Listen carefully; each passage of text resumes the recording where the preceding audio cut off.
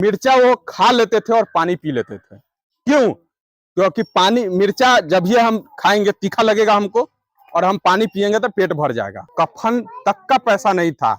माता रमाबाई क्या किए, एक साड़ी लिए जो उनका फटा पुराना था, एक पेटी में साड़ी लिए, और साड़ी में वो अपने बच्चे राजरथ के बेटा को लपेट करके और ले जाते हैं, दफना देते हैं।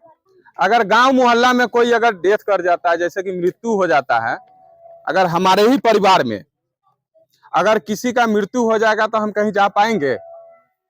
जा पाएंगे? बोलिएगा, नहीं जा पाएंगे।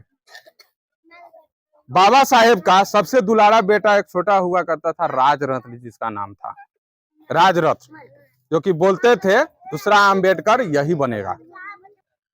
जब वो विदेश से आए, उनको जब पता चला विदेश से आए तो उनका बेटा मरा पड़ा हुआ था, उनको सूचना मिला, वो आए भेंट मुलाकात किए, मृत्यु शरीर देखे, उसके बाद वो चलने लगे तो उनका जो पत्नी जो है माता रमाबाई बोलने लगी कि आपका बेटा ऐसे पड़ा हुआ है, आपका दुलारा बेटा प्यारा बेटा पड़ा हुआ है और आप जा रहे हैं अपने बच्चों को छोड़ करके। ध्यान से सुनिएगा, वो अपने बच्चों को छोड़ करके आप जा रहे हैं।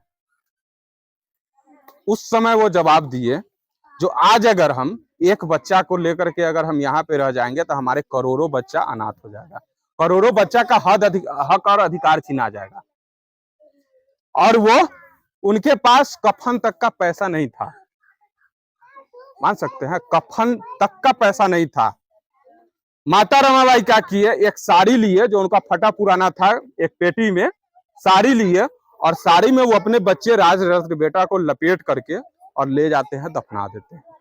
बाबा साहेब जब पढ़ने जाते थे तो उनका जो पत्नी जो माता रमाबाई जब विदेश जो जाते थे, उपला गोईठा बेच करके और पैसा भेजते थे। और वो कैसे पढ़ते थे पता है? एक पाव होता है, पाव रोटी जो मिलता है गाँव घर में मिलता है ना, वो एक पाव खा करके, एक टाइम ही खाते थे, एक पाव खा करके वो जिंदगी बिताते थे। मिर्चा जो होता है, मिर्चा वो खा लेते थे और पानी पी लेते थे। क्यों?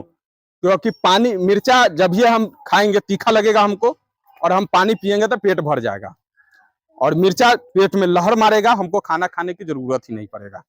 ऐसा बाबा साहेब कुर्बानी किए उन्होंने, मिर्चा खा करके, पाव खा करके। तो हम लोग के पास तो आज सारा सुख सुविधा है खाने की, क्या हम कर नहीं सकते हैं, पढ़ा नहीं सकते हैं?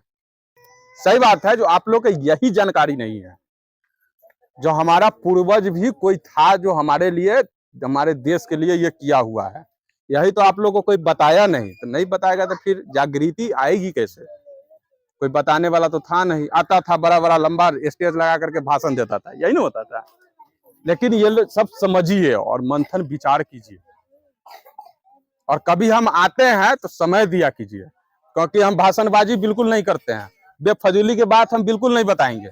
लेकिन बच्चों के बारे में आपके अधिकार हक क्या है क्या नहीं है, उसके बारे में हम बताएंगे आपको, और आपको अधिकार कैसे लेना है बताएंगे, और कैसे मिलेगा वो भी हम बताएंगे।